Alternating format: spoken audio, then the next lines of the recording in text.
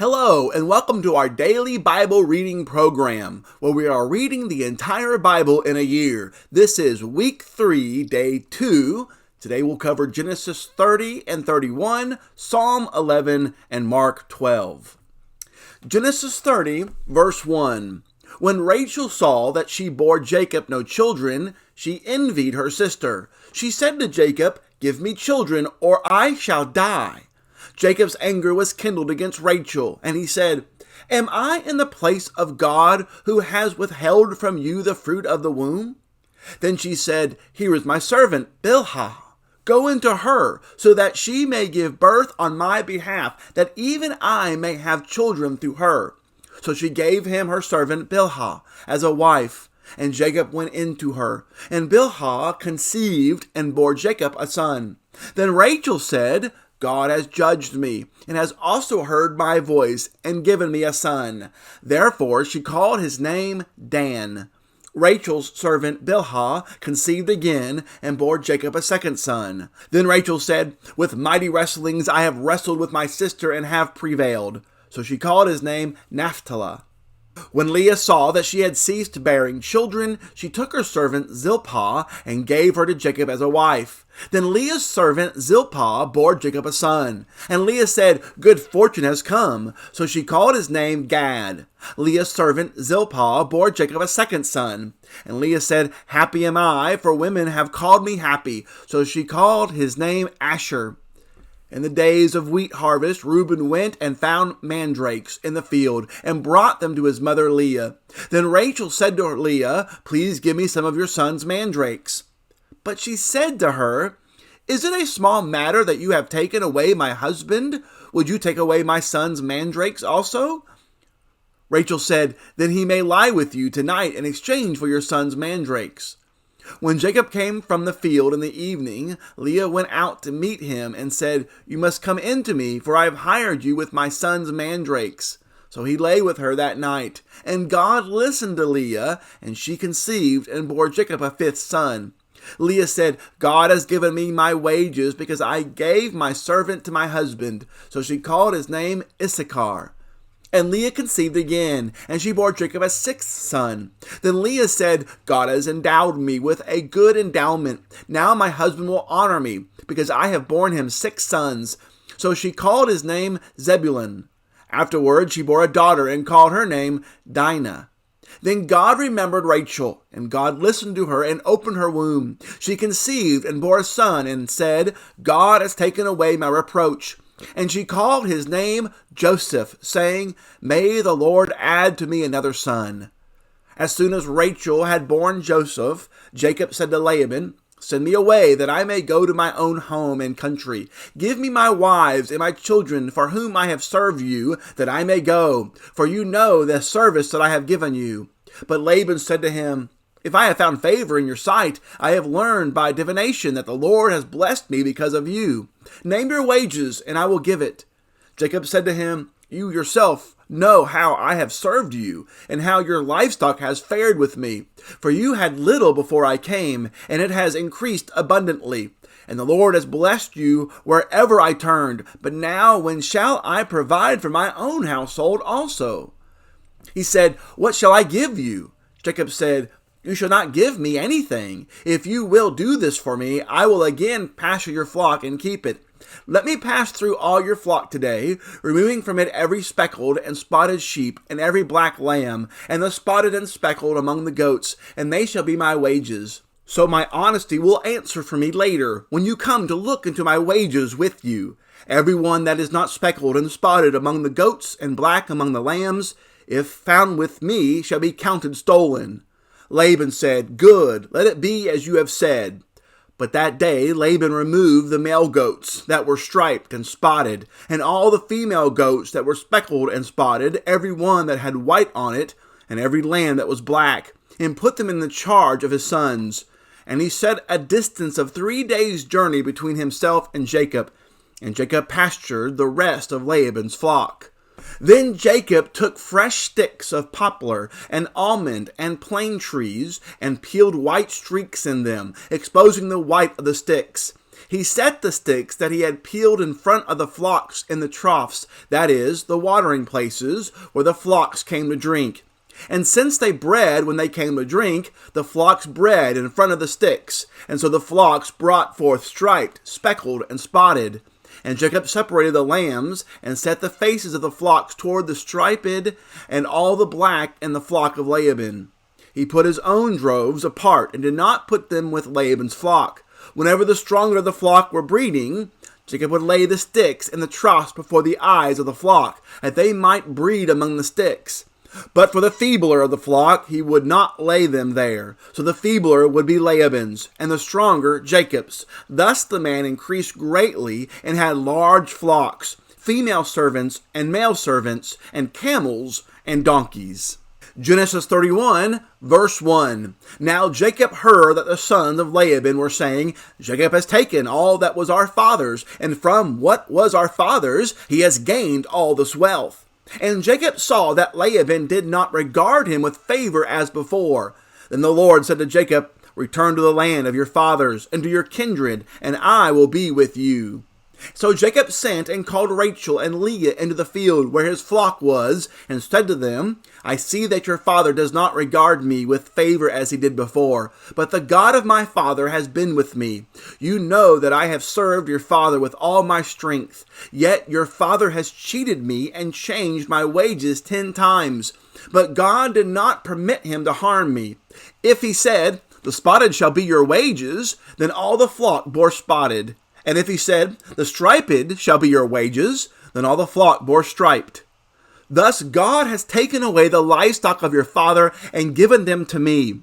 In the breeding season of the flock, I lifted up my eyes and saw in a dream that the goats that mated with the flock were striped, spotted, and mottled. And the angel of God said to me in the dream, Jacob, and I said, Here I am. And he said, Lift up your eyes and see, all the goats that mate with the flock are striped, spotted, and mottled. For I have seen all that Laban is doing to you. I am the God of Bethel, where you anointed a pillar and made a vow to me. Now arise, go out from this land, and return to the land of your kindred. Then Rachel and Leah answered and said to him, Is there any portion or inheritance left to us in our father's house?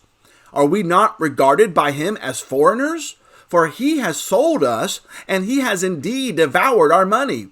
All the wealth that God has taken away from our father belongs to us and to our children. Now then, whatever God has said to you, do. So Jacob arose and set his sons and his wives on camels. He drove away all his livestock, all his property that he had gained, the livestock in his possession that he had acquired in Paddan Aram, to go to the land of Canaan to his father Isaac. Laban had gone to shear his sheep, and Rachel stole her father's household gods. And Jacob tricked Laban the Aramean by not telling him that he intended to flee. He fled with all that he had, and arose and crossed the Euphrates, and set his face toward the hill country of Gilead. When it was told to Laban on the 3rd day that Jacob had fled, he took his kinsmen with him and pursued him for 7 days and followed close after him into the hill country of Gilead. But God came to Laban the Aramean in a dream by night and said to him, Be careful not to say anything to Jacob, either good or bad. And Laban overtook Jacob. Now Jacob had pitched his tent in the hill country, and Laban with his kinsmen pitched tents in the hill country of Gilead. And Laban said to Jacob, What have you done that you have tricked me and driven away my daughters like captives of the sword? Why did you flee secretly and trick me and did not tell me, so that I might have sent you away with mirth and songs, with tambourine and lyre? And why did you not permit me to kiss my sons and my daughters farewell? Now you have done foolishly. It is in my power to do you harm, but the God of your father spoke to me last night, saying, Be careful not to say anything to Jacob, either good or bad. And now you have gone away because you longed greatly for your father's house. But why did you steal my gods? Jacob answered and said to Laban, Because I was afraid, for I thought that you would take your daughters from me by force. Anyone with whom you find your gods shall not live. In the presence of our kinsmen, point out what I have that is yours, and take it. Now Jacob did not know that Rachel had stolen them. So Laban went into Jacob's tent, and to Leah's tent, and into the tent of the 2 female servants, but he did not find them. And he went out of Leah's tent, and entered Rachel's. Now Rachel had taken the household gods, and put them in the camel's saddle, and sat on them. Laban felt all about the tent, but did not find them. And she said to her father, "Let not my lord be angry that I cannot rise before you, for the way of women is upon me." So he searched, but did not find the household gods. Then Jacob became angry and berated Laban. Jacob said to Laban, "What is my offense? What is my sin that you have hotly pursued me? For you have felt through all my goods. What have you found of all your household gods? Set it here before my kinsmen and your kinsmen, that they may decide between us two. These 20 years I have been with you. Your ewes and your female goats have not miscarried, and I have not eaten the rams of your flocks. What is torn by wild beasts I did not bring to you. I bore the loss of it myself. For my hand you required it, whether stolen by day or stolen by night. There I was, by day the heat consumed me, and the cold by night, and my sleep fled from my eyes. These 20 years I have been in your house. I served you 14 years for your 2 daughters, and 6 years for your flock, and you have changed my wages 10 times. If the God of my father, the God of Abraham, and the fear of Isaac had not been on my side, surely now you would have sent me away empty-handed. God saw my affliction and the labor of my hands, and rebuked you last night." Then Laban answered and said to Jacob, "The daughters are my daughters, the children are my children, the flocks are my flocks, and all that you see is mine. But what can I do this day for these my daughters, or for their children whom they have borne? Come now, let us make a covenant, you and I, and let it be a witness between you and me." So Jacob took a stone and set it up as a pillar. And Jacob said to his kinsmen, "Gather stones." And they took stones and made a heap. And they ate there by the heap. Laban called it Jagar-Shahadutha, but Jacob called it Galid. Laban said, "This heap is a witness between you and me today." Therefore he named it Galeed. And Mizpah, for he said, "The Lord watch between you and me when we are out of one another's sight. If you oppress my daughters, or if you take wives beside my daughters, although no one is with us, see, God is witness between you and me." Then Laban said to Jacob, "See this heap and the pillar which I have set between you and me. This heap is a witness, and the pillar is a witness, that I will not pass over this heap to you, and you will not pass over this heap and this pillar to me to do harm. The God of Abraham and the God of Nahor, the God of their father, judge between us." So Jacob swore by the fear of his father Isaac. And Jacob offered a sacrifice in the hill country, and called his kinsmen to eat bread. They ate bread and spent the night in the hill country. Early in the morning, Laban arose and kissed his grandchildren and his daughters and blessed them. Then Laban departed and returned home. Psalm 11. To the choir master of David. In the Lord I take refuge. How can you say to my soul, "Flee like a bird to your mountain"? For behold, the wicked bend the bow. They have fitted their arrow to the string to shoot in the dark at the upright in heart. If the foundations are destroyed, what can the righteous do? The Lord is in his holy temple. The Lord's throne is in heaven. His eyes see. His eyelids test the children of man. The Lord tests the righteous. But his soul hates the wicked and the one who loves violence. Let him rain coals on the wicked. Fire and sulfur and a scorching wind shall be the portion of their cup. For the Lord is righteous. He loves righteous deeds. The upright shall behold his face. Mark chapter 12, verse 1. And Jesus began to speak to them in parables. A man planted a vineyard, and put a fence around it, and dug a pit for the winepress, and built a tower, and leased it to tenants, and went into another country.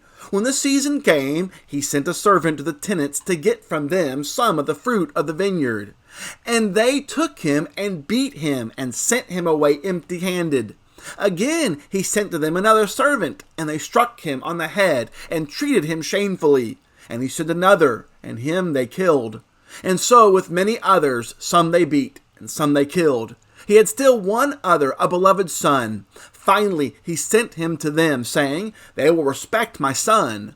But those tenants said to one another, "This is the heir. Come, let us kill him, and the inheritance will be ours." And they took him and killed him and threw him out of the vineyard. What will the owner of the vineyard do? He will come and destroy the tenants and give the vineyard to others. Have you not read this scripture? The stone that the builders rejected has become the cornerstone. This was the Lord's doing, and it was marvelous in our eyes. And they were seeking to arrest him, but feared the people, for they perceived that he had told the parable against them. So they left him and went away. And they sent to him some of the Pharisees and some of the Herodians to trap him in his talk. And they came and said to him, "Teacher, we know that you are true and do not care about anyone's opinion, for you are not swayed by appearances, but truly teach the way of God. Is it lawful to pay taxes to Caesar or not? Should we pay them or should we not?" But knowing their hypocrisy, he said to them, "Why put me to the test? Bring me a denarius and let me look at it." And they brought one. And he said to them, "Whose likeness and inscription is this?" They said to him, "Caesar's."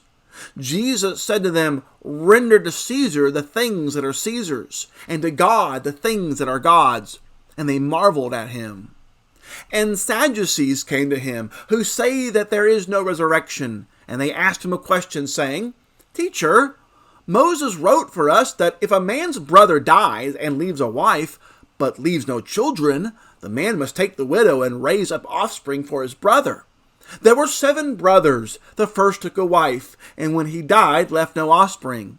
And the second took her and died, leaving no offspring. And the third likewise.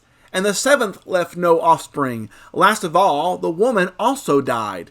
In the resurrection, when they rise again, whose wife will she be? For the 7 had her as wife." Jesus said to them, "Is this not the reason you are wrong, because you know neither the Scriptures nor the power of God? For when they rise from the dead, they neither marry nor are given in marriage, but are like angels in heaven. And as for the dead being raised, have you not read in the book of Moses, in the passage about the bush, how God spoke to him, saying, 'I am the God of Abraham, and the God of Isaac, and the God of Jacob'? He is not God of the dead, but of the living. You are quite wrong." And one of the scribes came up and heard them disputing with one another, and seeing that he answered them well, asked him, "Which commandment is the most important of all?" Jesus answered, "The most important is, 'Hear, O Israel, the Lord our God, the Lord is one, and you shall love the Lord your God with all your heart, and with all your soul, and with all your mind, and with all your strength. The second is this, you shall love your neighbor as yourself. There is no other commandment greater than these." And the scribe said to him, "You are right, teacher. You have truly said that he is one, and there is no one other besides him, and to love him with all the heart, and with all the understanding, and with all the strength, and to love one's neighbor as oneself is much more than all whole burnt offerings and sacrifices." And when Jesus saw that he answered wisely, he said to him, "You are not far from the kingdom of God." And after that, no one dared to ask him any more questions. And as Jesus taught in the temple, he said, "How can the scribes say that the Christ is the son of David? David himself and the Holy Spirit declared, 'The Lord said to my Lord, sit at my right hand until I put your enemies under your feet.' David himself calls him Lord. So how is he his son?" And the great throng heard him gladly. And in his teachings he said, "Beware the scribes who like to walk around in long robes and like greetings in the marketplace and have the best seats in the synagogues and the place of honor at feasts, who devour widows' houses and for a pretense make long prayers. They will receive the greater condemnation." And he sat down opposite the treasury and watched the people putting money into the offering box. Many rich people put in large sums, and a poor widow came and put 2 small copper coins, which make a penny. And he called his disciples to him and said to them, Truly I say to you, this poor widow has put in more than all those who are contributing to the offering box, for they all contributed out of their abundance. But she, out of her poverty, has put in everything she had, all she had to live on." Thank you for listening and for joining us for our Bible reading for Week 3, Day 2. Join us tomorrow for Week 3, Day 3. We'll cover Genesis 32, 33, and 34, Psalm 145, and Mark 13. Thank you for joining us. Thank you for sharing this page as well. Look forward to reading the Bible with you more this year. Have a great day.